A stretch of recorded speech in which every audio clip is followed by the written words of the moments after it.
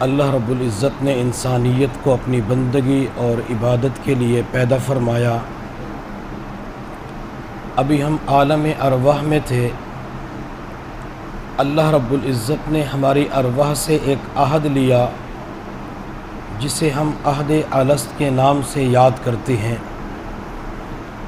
اللہ رب العزت نے عالم ارواح کے اندر ہماری ارواح سے پوچھا، الست بربکم، کیا میں تمہارا رب نہیں ہوں؟ اس وقت ہم سب کی ارواح نے مل کر جواب دیا، بلا، جی اللہ تو ہمارا رب ہے۔ جب اللہ رب العزت نے عالم ارواح کے اندر ہماری ارواح سے یہ اقرار کروایا، اس اقرار کے دوران اللہ رب العزت نے ہماری ارواح کو دو اعزازات سے نوازا۔ پہلا اعزاز، اللہ رب العزت نے ہماری ارواح کے ساتھ گفتگو فرمائی، ہماری ارواح کے ساتھ بلا حجاب ہم کلامی فرمائی۔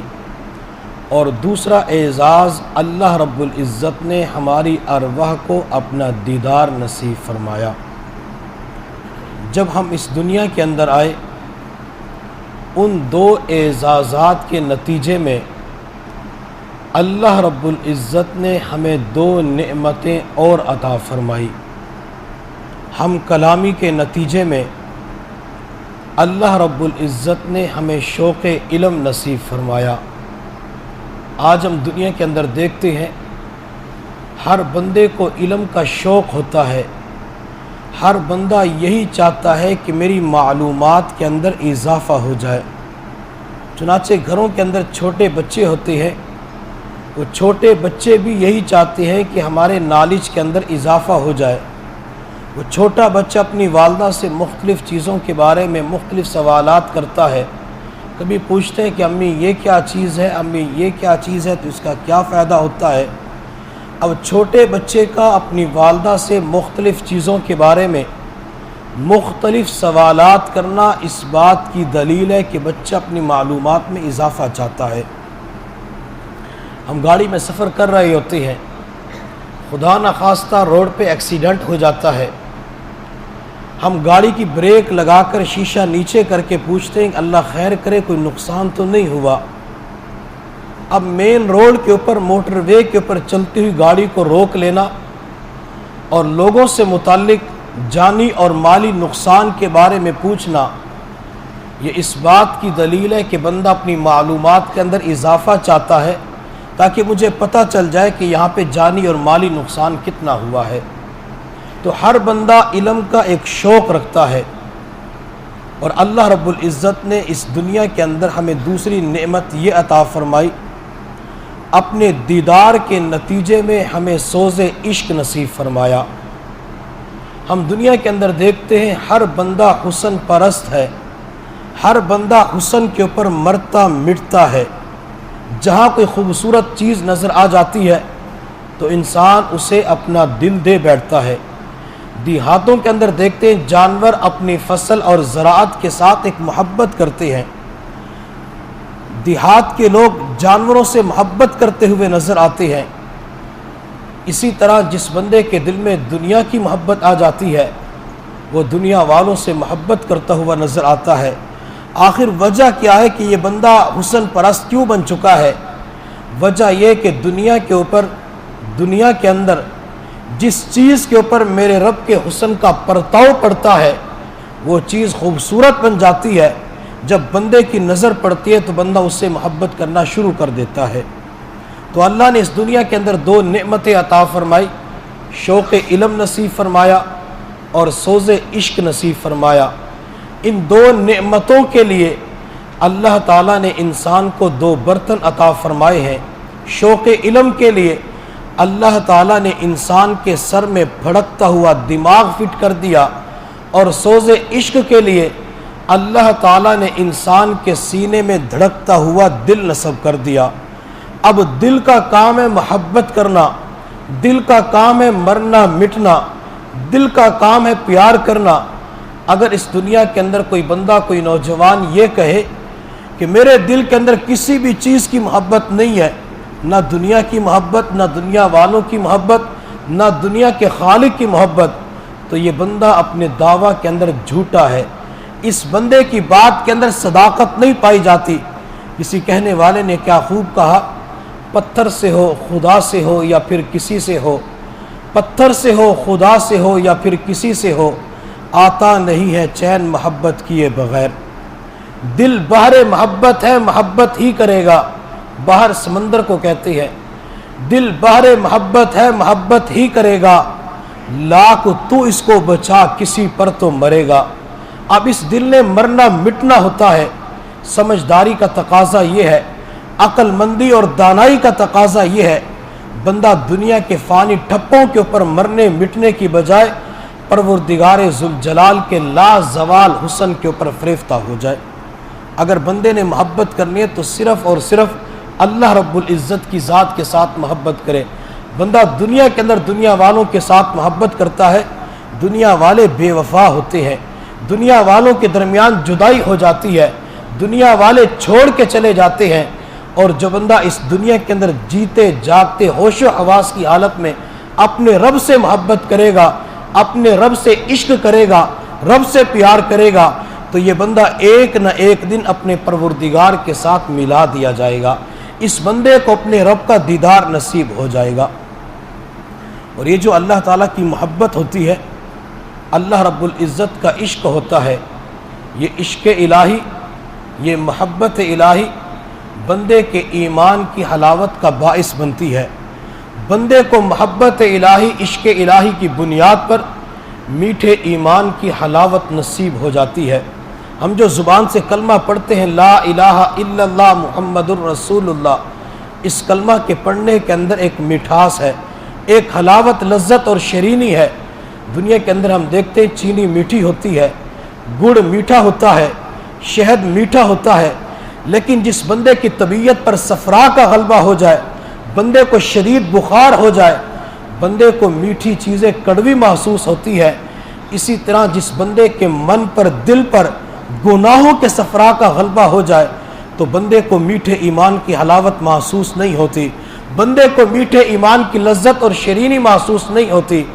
اگر میٹھے ایمان کی حلاوت پوچھنی ہو، میٹھے ایمان کی لذت پوچھنی ہو، ہمیں 1400 سال پیچھے جانا ہوگا۔ مکہ مکرمہ کی سرزمین ہے، دوپہر کا وقت ہے، ایک غلام زمین کے اوپر لیٹا ہوا ہے، آقا اپنے غلام کے اوپر ظلم کر رہا ہے۔ اس غلام کا نام حضرت بلال رضی اللہ تعالی عنہ ہے۔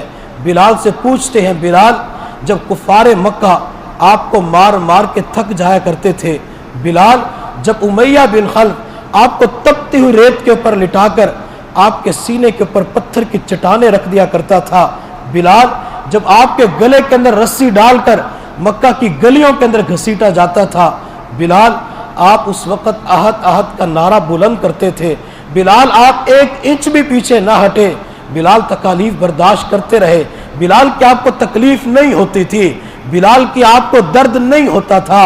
حضرت بلال جواب دیتے، جی ہاں میں بھی آپ کی طرح انسان ہوں، مجھے تکلیف ہوتی تھی لیکن اس وقت میٹھے ایمان کی حلاوت محسوس ہو رہی تھی۔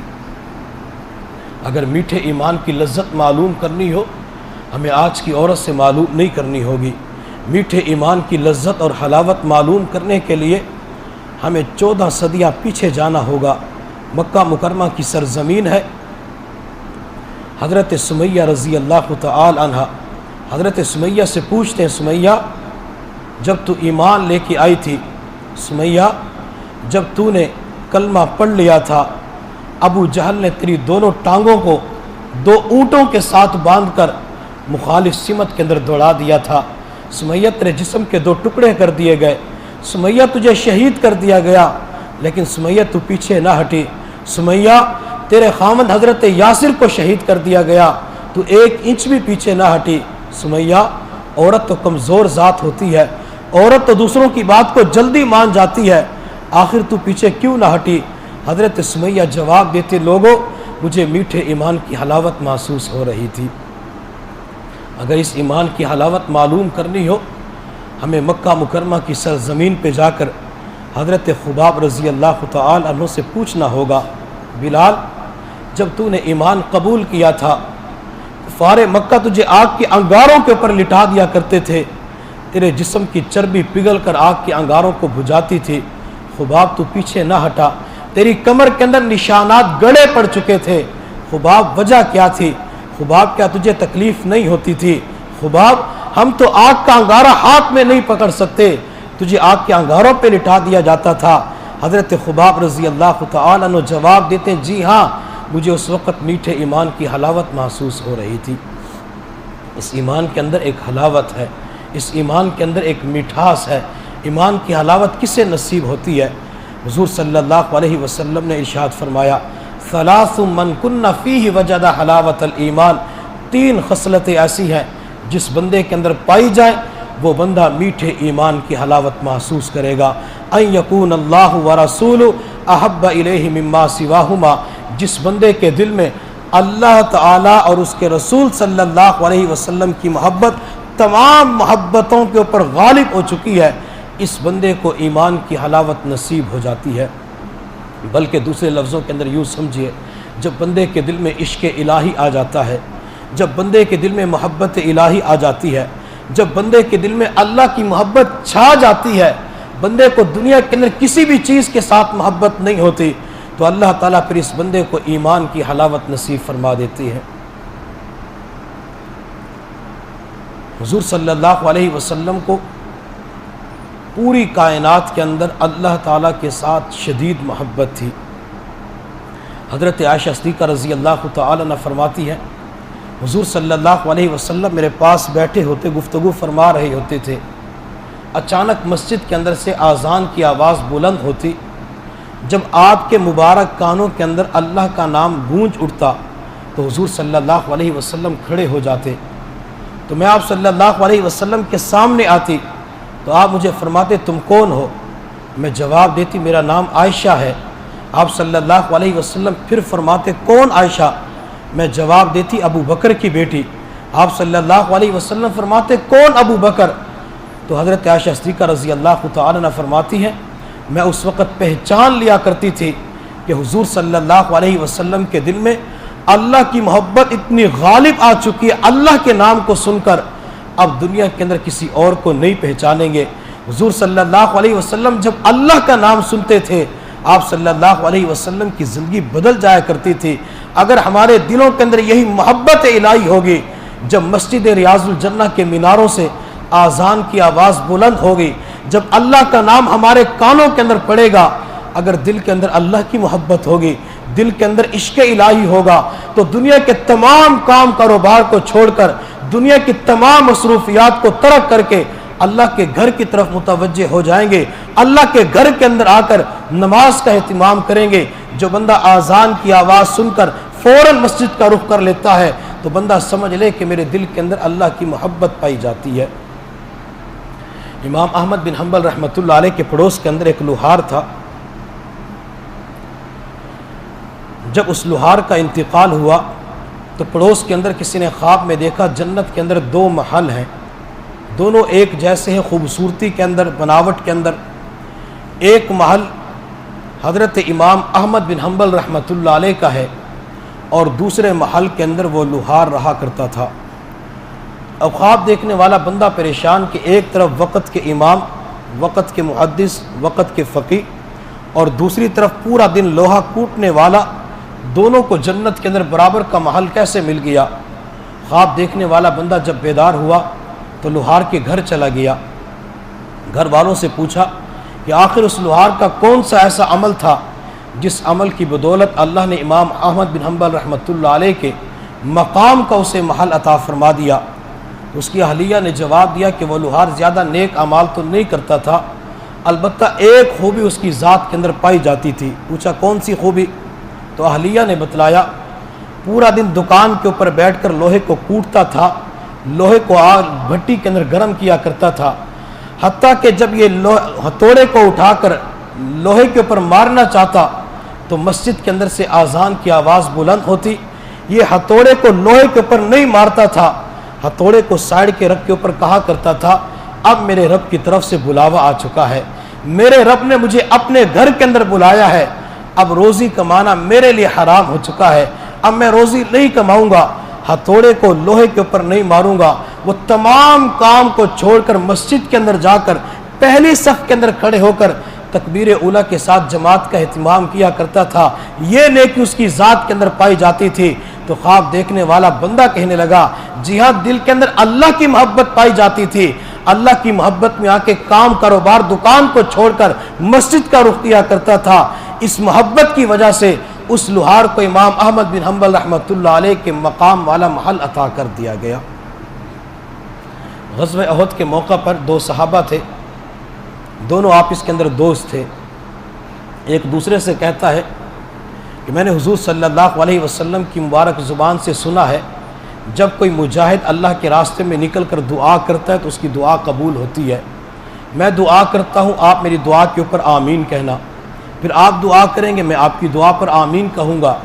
चुनांचे एक सहाबी ने दुआ के लिए हाथ उठाए और दुआ मांगे, ए अल्लाह, मेरा मुकाबला कल किसी ऐसे बंदे से हो जो दुश्मन का बड़ा हो, अल्लाह मैं उसके ऊपर वार करूं, वो मेरे ऊपर वार करे, काफ़ी देर तक मुकाबला होता रहे, अल्लाह बिल आखिर उस बंदे को तेरे रास्ते के अंदर मैं कत्ल कर दूं और दुश्मन के किसी बड़े को कत्ल करने का एजाज़ मुझे नसीब हो जाए। दूसरे सहाबी ने कहा आमीन। अब दूसरे की बारी थी, दूसरे ने दुआ के लिए हाथ उठाए और अल्लाह की बारगाह के अंदर दुआ मांगी, ए अल्लाह, कल मेरा मुकाबला दुश्मन के किसी बड़े से हो, अल्लाह वो मुझ पे वार करे, मैं उस पे वार करूं, अल्लाह काफ़ी देर तक मुकाबला होता रहे, अल्लाह बिल आखिर वो मुझे तेरे रास्ते के अंदर शहीद कर दे, अल्लाह मेरी नाक को भी काट दे, अल्लाह मेरे कानों को भी काट दे, हत्ता कि मेरे जिस्म के अज़ा को काट दे। अल्लाह जब क़यामत का दिन होगा, मैं कटी हुई नाक के साथ, कटे हुए कान के साथ जब आपकी बारगाह के अंदर पेश होऊंगा तो आप मुझसे पूछेंगे, मेरे बंदे तेरी नाक का क्या बना, मेरे बंदे तेरे बाजू का क्या बना, मेरे बंदे तेरे कानों का क्या बना।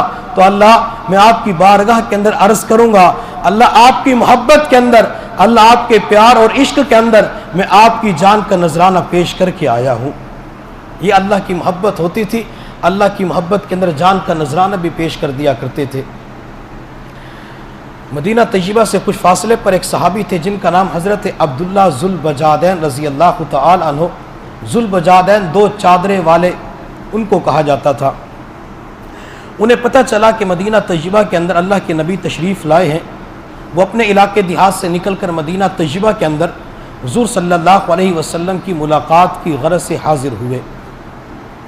जब हुज़ूर सल्लल्लाहु अलैहि वसल्लम की खिदमत के अंदर पहुँचे, वद्दुहा वाले चेहरे का दीदार किया तो अपना हाथ नबी अलैहिस्सलाम के हाथ में देकर अर्ज़ के अल्लाह के नबी, मुझे कलमा पढ़ाकर मुसलमान कर दीजिए। हुज़ूर सल्लल्लाहु अलैहि वसल्लम ने कलमा पढ़ा दिया, मुसलमान हो गए। अपनी तरफ से ईमान छुपाया कि मेरे ईमान का किसी को पता ना चले, लेकिन ईमान छुप नहीं सकता, ईमान ज़ाहिर होकर रहता है।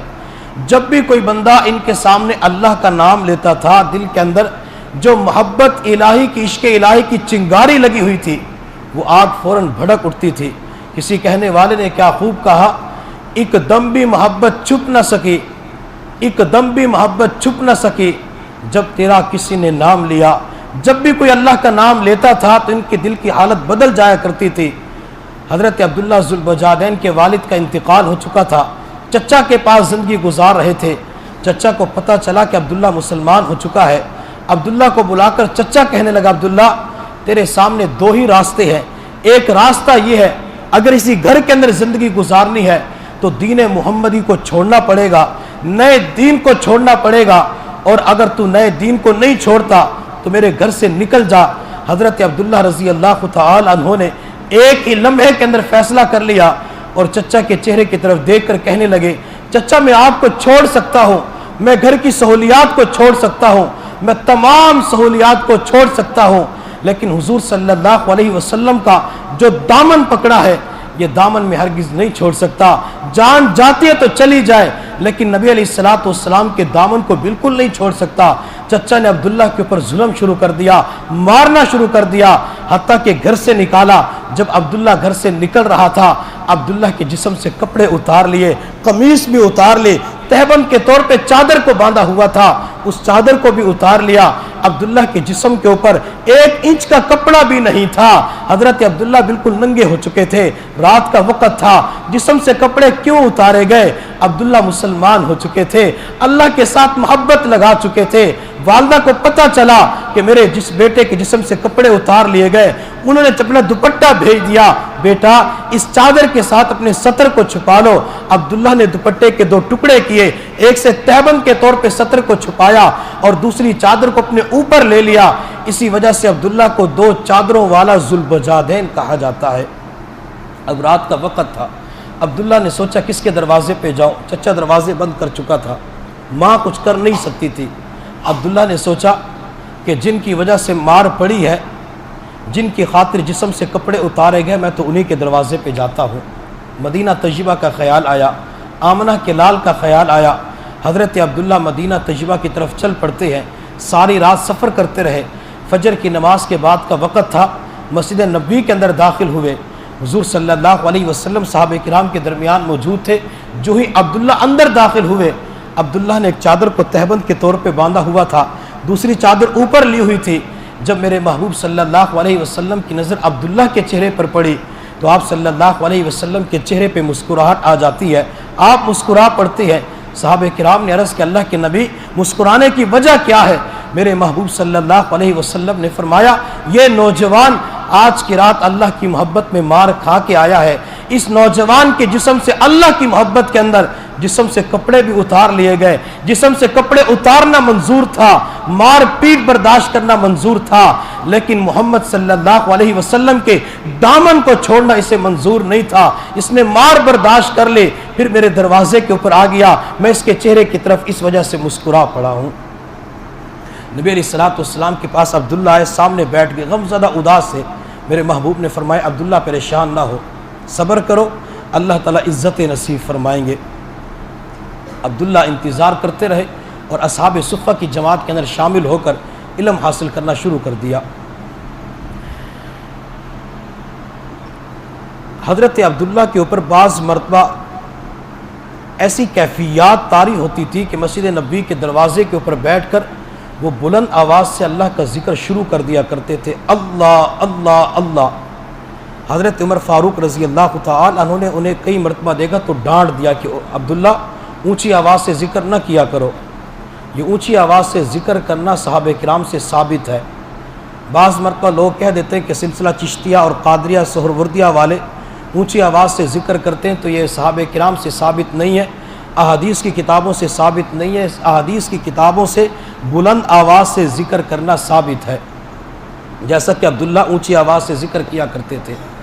کسی صحابی نے جا کر حضور صلی اللہ علیہ وسلم کو بتلایا اللہ کے نبی عمر نے عبداللہ کو ڈانٹ دیا ہے، تو حضور صلی اللہ علیہ وسلم نے عمر کو بلایا، عمر آج کے بعد عبداللہ کو نہیں ڈانٹنا، عبداللہ جو کچھ بھی کرتا ہے یہ اخلاص کے ساتھ کر رہا ہوتا ہے۔ حتیٰ کہ وقت اور گزر گیا، حضور صلی اللہ علیہ وسلم جہاد کے سفر پہ تشریف لے جا رہے تھے، آپ نے عبداللہ سے فرمایا عبداللہ میرے ساتھ چلو، عبداللہ بھی چل پڑے۔ حتیٰ کہ راستے کے اندر ایک جگہ پڑاؤ ڈالا ہوا تھا، عبداللہ کی طبیعت خراب ہو جاتی ہے۔ حضور صلی اللہ علیہ وسلم کو پتہ چلا، آپ عبداللہ کی تیمارداری کے اس کے خیمے کے اندر تشریف لے جاتے ہیں۔ عبداللہ زمین کے اوپر لیٹے ہوئے تھے، میرے محبوب صلی اللہ علیہ وسلم زمین کے اوپر بیٹھ گئے، آپ نے عبداللہ کے سر کو اٹھا کر اپنی اس مبارک گود کے اندر رکھ لیا جس کے اندر اللہ کا قرآن نازل ہوا کرتا تھا۔ آپ صلی اللہ علیہ وسلم نے عبداللہ کے چہرے کی طرف دیکھنا شروع کر دیا۔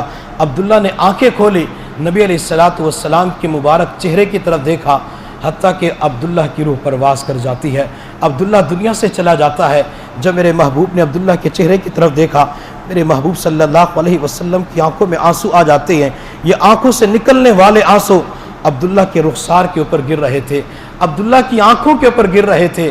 آپ صلی اللہ علیہ وسلم عبداللہ کی طرف دیکھ رہے تھے، اور مجھے تو یوں نظر آتا ہے جب میں چشم تخیل سے دیکھتا ہوں قیامت کا دن ہوگا، یہ عبداللہ اللہ کی بارگاہ میں عرض کریں گے اللہ میں زیادہ نمازیں تو نہیں لے کے آیا، لیکن اللہ جب میرا آخری وقت تھا تیرے محبوب کی مبارک گود کے اندر مجھے موت نصیب ہو گئی، اللہ تیرے محبوب کا آخری وقت کے اندر دیدار نصیب ہو گیا، اللہ میں دیدار مصطفیٰ لے کے آیا ہوں، میں زیارت مصطفیٰ لے کے آیا ہوں، اللہ اسی کو قبول فرمائیں گے۔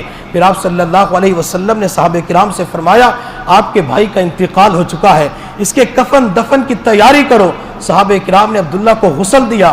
پھر میرے محبوب نے فرمایا عبداللہ کو عام کپڑوں کے اندر کفن نہیں دیا جائے گا، کسی صحابی کی چادر کے اندر کفن نہیں دیا جائے گا، بازار سے نیا کفن نہیں خریدا جائے گا۔ آپ صلی اللہ علیہ وسلم نے اپنے مبارک کندھے سے چادر کو اتارا، صحابہ کو دیا اور فرمایا میرے صحابہ عبداللہ کو میری اس چادر کے اندر کفن دیا جائے گا، جس کا تذکرہ اللہ قرآن میں فرماتے ہیں یا ایھا المزمل یا ایھا المدثر۔ پھر عبداللہ کو اسی چادر کے اندر کفن دیا گیا۔ تھوڑی دیر کے لیے تصور کریں، چند سال پیچھے چلے جائیں، جب عبداللہ ایمان لے کے آیا تھا، جب عبداللہ نے تمام بتوں کو چھوڑ کر اللہ کو معبود بنایا تھا، عبداللہ کے جسم سے کپڑے اتار لیے گئے تھے۔ آج عبداللہ دنیا سے جا رہا تھا، اللہ عبداللہ کے جسم کو چھپانا چاہتے ہیں تو عام کپڑے سے عبداللہ کے جسم کو نہیں چھپاتے، بازار کے نئے کپڑے سے عبداللہ کے جسم کو نہیں چھپاتے۔ آخری وقت کے اندر جب عبداللہ کے جسم کو میرا اللہ چھپاتا ہے تو اپنے محبوب صلی اللہ علیہ وسلم کی مبارک چادر سے عبداللہ کے جسم کو چھپاتی ہے۔ میرا اللہ قدردان ہے، اگر اللہ کے ساتھ محبت کریں گے تو اللہ قدردانی کا معاملہ فرمائیں گے۔ پھر میرے اللہ کو فرمانا پڑا وما قدر اللہ حق قدر، ان لوگوں نے اللہ تعالیٰ کی قدر نہیں کی جس طریقے سے اللہ کی قدر کرنی چاہیے تھی۔ حتیٰ کہ عبداللہ کو غسل دیا گیا، کفن پہنایا گیا، نماز جنازہ میرے محبوب صلی اللہ علیہ وسلم نے خود پڑھائی۔ عبداللہ کو اٹھا کے قبرستان کی طرف چلے۔ اب شریعت مطہرہ کا مسئلہ یہ ہے کہ میت کو قبر کے اندر وہ اتارے جو میت کا سب سے زیادہ قریبی رشتہ دار ہے۔ معاشرے کے اندر ہم یہاں غلطی کر بیٹھتے ہیں، جب ہماری مائیں بہنیں اور بیٹیاں دنیا سے جاتی ہیں تو محرم اور نامحرم کا خیال نہیں رکھتے۔ قبر کے اندر اس میت کو متوفیہ کو وہ اتارتے ہیں جو متوفیہ کے لیے نامحرم ہوتے ہیں، جن کے لیے اس متوفیہ کے جسم کو ہاتھ لگانا ناجائز اور حرام ہوتا ہے۔ اس لیے جب بھی کسی خاتون کا انتقال ہو جائے تو اس خاتون کا جو محرم ہے، محرم اسے کہتے ہیں جس کے ساتھ نکاح کرنا حرام ہو چکا ہے، وہ قبر کے اندر ہوتے ہیں۔ اگر ماں فوت ہو چکی ہے تو بیٹا اسے قبر کے اندر اتار سکتا ہے، اس کا بھائی قبر کے اندر اتار سکتا ہے، اس کا خامن قبر کے اندر اتار سکتا ہے۔ جو محرم رشتہ دار ہیں وہ قبر کے اندر اتارے، نامحرم نہ اتاریں۔ اگر نامحرم نے قبر کے اندر اتارا تو گناہ کا ارتکاب کرنے والے بن جائیں گے۔ عبداللہ کو لے کر قبرستان کے اندر پہنچے تو میرے محبوب صلی اللہ علیہ وسلم نے صحابہ کرام کی طرف دائیں بائیں دیکھا تو عبداللہ کا کوئی قریبی رشتہ دار نظر نہیں آیا۔ آپ صلی اللہ علیہ وسلم بنفس نفیس قبر کے اندر خود اترے۔ پھر میرے محبوب صلی اللہ علیہ وسلم نے فرمایا میرے صحابہ اپنے بھائی عبداللہ کو پکڑا دو۔ میرے محبوب قبر کے اندر اکیلے تھے۔ اعزاز دیکھیں اللہ اعزاز کیا دینا چاہتے ہیں۔ صحابہ کرام نے عبداللہ کو پکڑایا، میرے محبوب نے عبداللہ کو یوں پکڑا، پھر عبداللہ کو زمین کے اوپر رکھا۔ زمین کے اوپر رکھنے کے بعد میرے محبوب صلی اللہ علیہ وسلم نے آسمان کی طرف دیکھا اور آسمان کی طرف دیکھ کے دعا مانگی، اے اللہ میں عبداللہ سے راضی ہوں، اللہ تو بھی عبداللہ سے راضی ہو جا۔ اللہ میں عبداللہ سے راضی ہو گیا، اللہ تو بھی عبداللہ سے راضی ہو جا۔ جب نبی علیہ السلام نے عبداللہ کے بارے میں دعا مانگی، حضرت عمر فاروق رضی اللہ تعالیٰ عنہ پاس کھڑے ہوئے تھے۔ عمر کی چیخ نکل جاتی ہے، چیخ کر کہتے کاش آج عمر دنیا سے چلا جاتا۔ آج عمر کی میت کو نبی علیہ السلام ہاتھوں میں لے کے زمین کے اوپر رکھ کر اللہ کی بارگاہ میں دعا کرتے، اے اللہ میں عمر سے راضی ہو گیا، تو بھی عمر سے راضی ہو جا۔ تو عبداللہ نے اللہ کی محبت کے اندر مار برداشت کی، اللہ کی محبت کے اندر، اللہ کے عشق اور پیار کے اندر ہر چیز کو قربان کیا۔ اللہ تعالیٰ نے آخری وقت کے اندر یوں انعامات سے عبداللہ کو نواز دیا۔ تو محبت کس کے ساتھ کرنی ہے؟ اللہ کے ساتھ کرنی ہے۔ جب اللہ کے ساتھ محبت کریں گے تو پروردگار ذوالجلال یہ دنیاوی تمام نعمتیں اور سعادتیں بندے کو نصیب فرما دیتی ہیں۔ حضرت عیسیٰ علیہ السلام ایک باغ کے قریب سے گزر رہے تھے۔ باغ کے اندر ایک نوجوان درختوں کو پانی لگا رہا تھا۔ وہ نوجوان حضرت عیسیٰ علیہ السلام کو دیکھ کر آپ کے پاس آیا اور آ کر کہنے لگا اللہ کے نبی آپ اللہ کی بارگاہ میں دعا کر دیجئے کہ اللہ تعالیٰ مجھے اپنی محبت کا ایک ذرہ عطا فرما دے۔ حضرت عیسیٰ علیہ السلام نے فرمایا اے نوجوان تو اللہ کی محبت، اللہ کے عشق کا ایک ذرہ برداشت نہیں کر سکے گا۔ تو اس نوجوان نے کہا اللہ کے نبی پھر آدھے ذرے کی دعا کر دیجئے۔ حضرت عیسیٰ علیہ السلام نے دعا مانگی، اے اللہ اس نوجوان کو اپنی محبت کا آدھا ذرہ عطا فرما۔ کتنا پاکیزہ ماحول تھا، کتنا اچھا ماحول تھا، جس دور